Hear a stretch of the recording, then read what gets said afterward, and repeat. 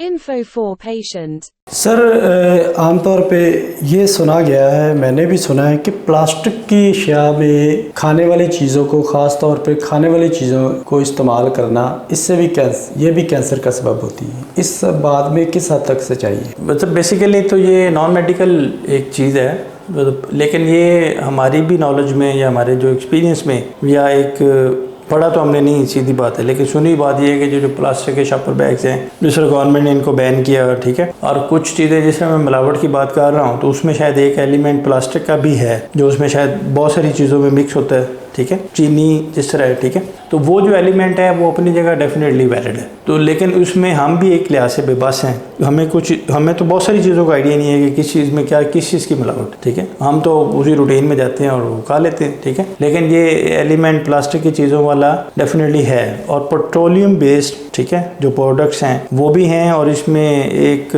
हमारे एक दोस्त हैं, वो बड़ा इस पर बिलीव करते हैं, कलर्ड चीज़ें हैं, ठीक है। अब दूध या वो भी वाइट है, जो कलर्ड चीज़ें हैं वो भी, जो dies and colours and petroleum products, वो भी इन चीज़ों का बायस बनते हैं।